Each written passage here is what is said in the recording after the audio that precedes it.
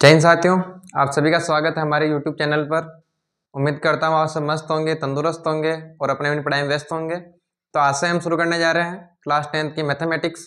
सबसे पहले आज हम पढ़ेंगे चैप्टर नंबर 1, वास्तविक संख्याएं, या जिसे हम रियल नंबर से बोलते हैं। ये कुछ चीज़ें जो हमारे क्लास 9th में थी और हमने पढ़ी थी, ये इस चैप्टर में काम आने वाली है, तो इनका एक बार रिवीजन कर लेते हैं। सबसे पहले देखते हैं प्राकृत संख्या। प्राकृत संख्या जिन्हें हम नेचुरल नंबर्स बोलते हैं और कैपिटल एन से इसे लिखा जाता है। तो प्राकृत संख्याएं क्या होती है?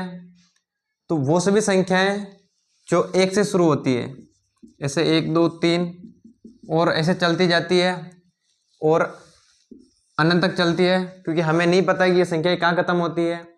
तो वो सभी संख्याएं जो 1 से शुरू होती है और अनंत तक जाती है, वो सभी संख्याएं प्राकृत संख्या होती है।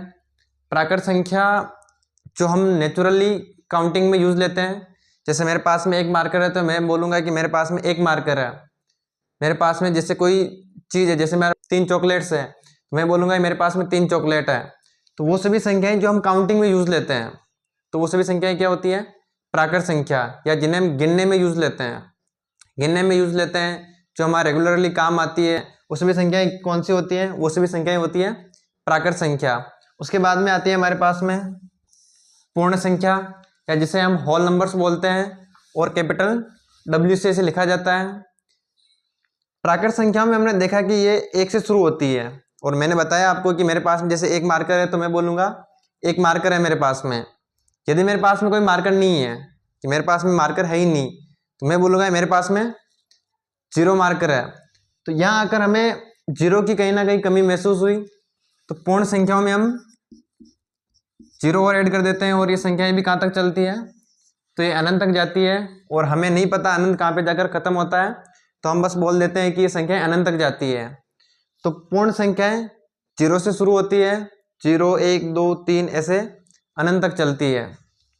उसके बाद में हमें कुछ नेगेटिव संख्याओं या ऋणात्मक संख्याओं की जरूरत पड़ी, उन्हें हम बोलते हैं पूर्णांक। पूर्णांक संख्या या इंटीजर्स, कैपिटल Z से इसे लिखा जाता है, और ये प्लस वाली सभी संख्याएं ये अनंत तक चलती है, और इधर माइनस वाली सभी संख्याएं ये भी ऐसे अनंत तक चलती है। तो वो सभी संख्याएं धनात्मक संख्या, ऋणात्मक संख्या और शून्य, इन सभी को ऐड कर दो तो कौन सी संख्या बन जाती है? पूर्णांक संख्या। तो पूर्णांक संख्याओं में ऋणात्मक संख्या, धनात्मक संख्या और शून्य, क्योंकि शून्य के आगे मैंने कोई निशान नहीं लगाया हुआ, तो ये न तो धनात्मक होता है और न ही ऋणात्मक होता है। शून्य सिर्फ शून्य ही होता है। उसके बाद हम देखते हैं परिमेय संख्या। कहीं ना कहीं आपने इसकी परिभाषा देखी होगी कि जिस संख्या को हम P बटा Q के रूप में लिख सकते हैं, उन्हें हम क्या बोलते हैं? परिमेय संख्या। अच्छा, यहाँ P और Q, जहाँ P और Q क्या है? दोनों पूर्णांक है। P और Q दोनों पूर्णांक है, और Q कभी 0 नहीं होगा। यानी P और Q दोनों पूर्णांक है। पूर्णांक अपन ने देखे अभी कि ये सभी पूर्णांक है। इनमें से कोई भी संख्या हो सकती है P और Q दोनों में, माइनस की भी हो सकती है, प्लस की भी हो सकती है, 0 भी हो सकता है, बट 0 कभी नीचे नहीं होगा, Q कभी 0 नहीं होगा। Q हमेशा या तो धनात्मक होगा या ऋणात्मक होगा, बट 0 कभी नहीं होगा, क्योंकि मैथमेटिक्स में हम अगर नीचे 0 ले लेते हैं तो वो संख्या हमेशा अनंत बन जाती है, और हमें नहीं पता अनंत क्या होता है, कितना होता है। तो Q कभी 0 नहीं होगा, और P और Q दोनों क्या होंगे? दोनों पूर्णांक होते हैं। जैसे मैं एक संख्या लिखूं 1/2, तो दोनों ही पूर्णांक है और P बटा Q के रूप में है, तो ये एक परिमेय संख्या है। एक संख्या और लिखूं -2/3। -2 अपन ने देखा पूर्णांक है, 3 भी पूर्णांक है, और Q 0 नहीं है, तो ये भी एक परिमेय संख्या है। मैं जैसे एक संख्या लिखूं माइनस के साथ और माइनस के साथ और 1, तो अपने को पता है कि इसका आंसर 1 का भाग देंगे तो -7 ही आएगा, फिर भी ये एक परिमेय संख्या है।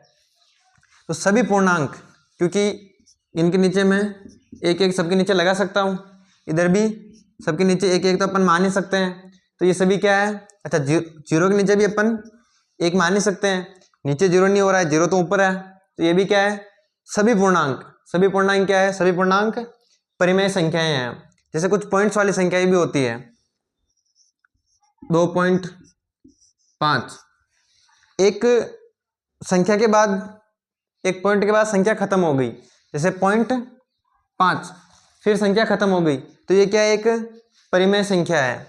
जैसे 7.232, तो ये भी क्या है, एक परिमेय संख्या है।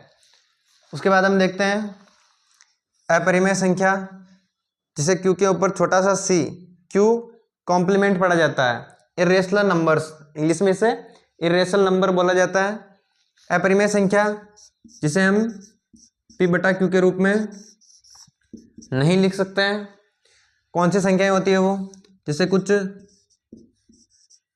रूट वाली संख्याएं, पॉइंट के बाद खत्म नहीं हो वो संख्याएं, जैसे 0.222 ऐसे चलता ही जाए, या ऐसे 0.234 ऐसे चलता ही जाए, तो वो सभी संख्याएं क्या होती है, वो सभी संख्याएं होती है अपरिमेय संख्या। एक पाई भी क्या है, एक अपरिमेय संख्या है, जबकि 22/7 एक परिमेय संख्या है। 22/7 एक परिमेय संख्या है, बट पाई क्या है, एक अपरिमेय संख्या है। बहुत से सोच रहे होंगे कि पाई का मान तो 22/7 ही होता है, ये अपरिमेय कैसे होगी, ये परिमेय कैसे होगी, तो ये अपन लगभग मानते हैं कि इसका मान कितना है, 22/7। एक्चुअल में इसका मान ये नहीं होता है, ये लगभग अपन आंसर्स निकालने के लिए, क्वेश्चन सोल्व करने के लिए मानते हैं। तो ये पाई अपरिमेय संख्या है और 22/7 परिमेय संख्या है। उसके बाद में वास्तविक संख्याएं, तो अपन जितनी भी संख्याएं जानते हैं जिनमें परिमेय संख्या अपरिमेय संख्या दोनों को इंक्लूड करके अपन क्या बोलते हैं, वो सभी संख्याएं क्या है, वास्तविक संख्याएं। वीडियो को अंत तक देखने के लिए आप सभी का बहुत बहुत धन्यवाद। उम्मीद करता हूँ आपको ये वीडियो समझ में आया होगा। इसके अगले वाले लेक्चर में हम प्रश्नावली को स्टार्ट करेंगे। ये कुछ चीज़ें थी जो हमारे इस चैप्टर में काम आने वाली है, तो एक बार इनका आप रिवीजन करें, एक बार इसको वापस से देखें। धन्यवाद।